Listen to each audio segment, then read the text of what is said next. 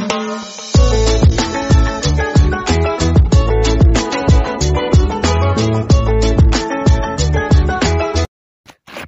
sórí ilé-iṣẹ́ wa Ọ̀dẹ̀ Òdùnbí.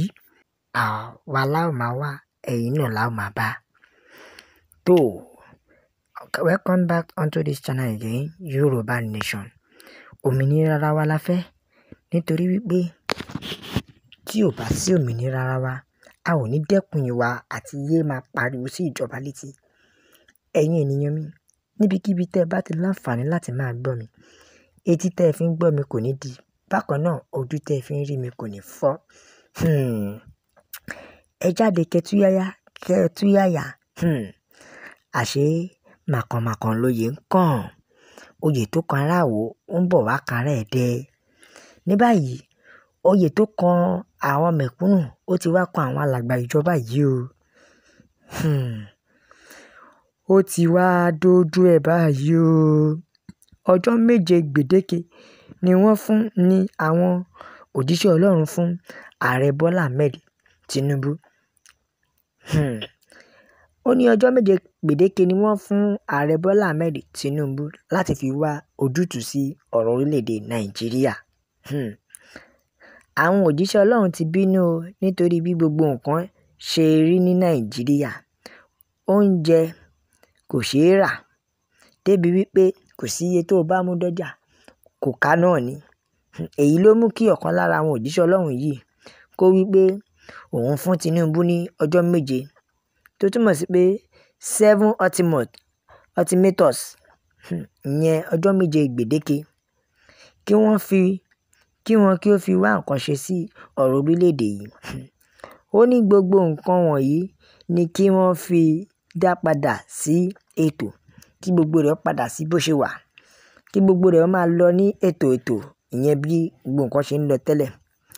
Ó tún sọ ó ní àwọn máa darapọ̀ mọ́ àwọn tó fẹ́ ṣe ìwọ́de ni tó ń bọ̀ ní oṣù tó ń bọ̀ yìí, tí wọ́n pè ní End Bad Government Now. Ó ní òun máa darapọ̀ mọ́ àwọn tó fẹ́ ṣe ìwọ́de yìí o, tí Tinubu ò bá tètè wá ojútùú sí ọ̀rọ̀ Nàìjíríà. Ó ní òun àti àwọn ará ìjọ rẹ̀, ìyẹn ọmọ ìjọ rẹ̀, ó ní gbogbo wọn ni àwọn darapọ̀ mọ́ End Bad Government Now. Ó ní ṣùgbọ́n bẹ́yà lẹ mọ̀ pé pẹ̀lú bí wọ́n ṣe ń pariwo pé kíní máa ṣẹlẹ̀ lórílẹ̀‐èdè Nàìjíríà tó, ṣe rí àwa Yorùbá, àwa ajàfẹ́tọ̀ọ́ Yorùbá kò sí tó kan títí wa. Ṣùgbọ́n àwa ọmọ Yorùbá, orílẹ̀‐èdè títí wa nìkan làwa fẹ́ o. Àwa ò fẹ́ nǹkan mìíràn. Orílẹ̀‐èdè títí wa nìkan, òmìnira tiwa nìkan ló jẹ́ àwa lógún. A ò fẹ́ nǹkan mìíràn. Ó ní àwọn ti sọ̀rọ̀ lórí Samoa Agreement tẹ́lẹ̀ àti LGBTQ, èyí tí wọ́n sọ wípé bàbá Tinubu sign. Ó ní ṣùgbọ́n báyìí àwọn ò rí àyípadà. Lọ́wọ́ yìí àwọn fẹ́ ya wọ ìgboro ọ̀tún àti ọmọ ìjọ rẹ̀.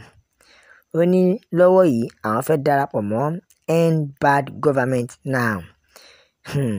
Ó ní wípé lẹ́yìn tí wọn kò bá rí nǹkan kan ṣe sí, àwọn máa sọ di ohun tó jẹ́ pé apá ìjọba gan kò ní ká mọ́.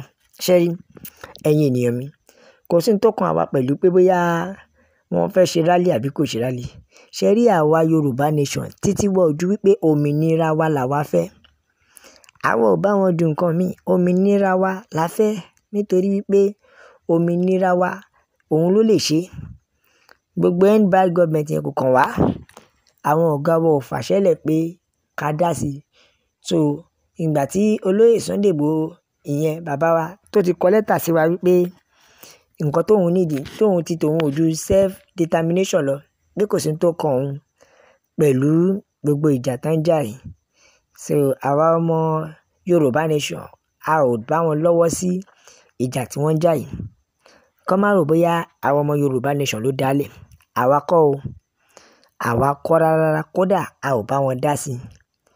So tá bá rí gbogbo ìtàn sọ, àwọn Yorùbá Nation ló dálẹ̀, àwa kọ́ o.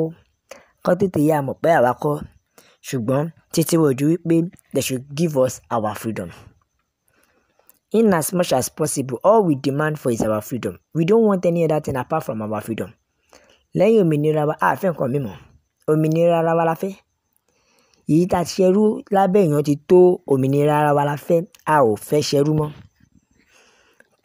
tí wọ́n bá kọ̀ tó bá sọ pé àwọn ò ní fún wa lómìnira wa àwa náà ò ní yé máa pariwo sí wọn létí nítorí kò sí ohun tó da tó òmìnira tó bá kọ̀ tó bá sọ pé wọn ò ní fún wa ní freedom wa àwa náà ò ní dẹ́kun àti máa pariwo sí wọn létí nítorí pé òmìnira wa làwa fẹ́ and gbogbo ìyẹn kọ́ ṣe kí ni kọ́ free olóyè Chief Sunday Adéyẹmọ Ìgbòho because he is a freedom fighter kò kí ń ṣe ẹni tí wọ́n ń dè mọ́ gágá he is a freedom fighter bákan náà mo kí bàbá Professor Adébánjí Akíntóyè pé ẹ kú iṣẹ́ takuntakun ṣé ẹ rí kò sí ní tó kàn wá pẹ̀lú ìjà yìí o kò sí ní tó kàn wá pẹ̀lú rally títí wojú pé they should free olóyè Chief Sunday Adéyẹmọ Ìgbòho and they should give us our total freedom which is Yorùbá nation we don't demand for anything a ò fẹ́ nǹkan mi bí kò ṣe Yorùbá nation wa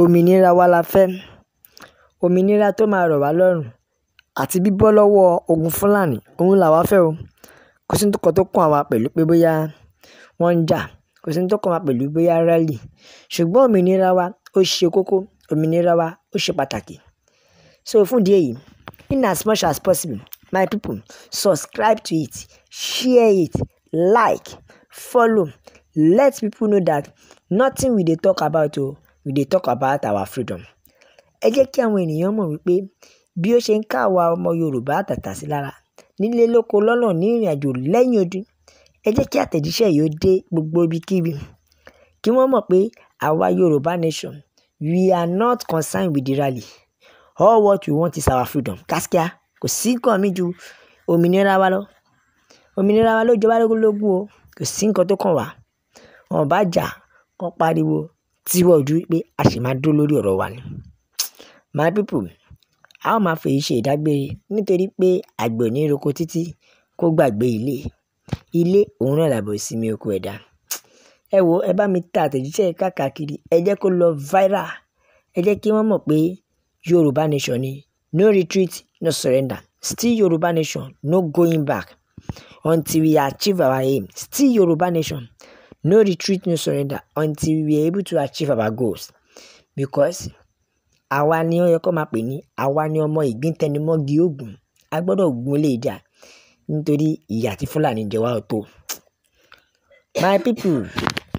My people until this channel next time I dey use this opportunity to tell you we dey use this opportunity to say ó dàbọ̀.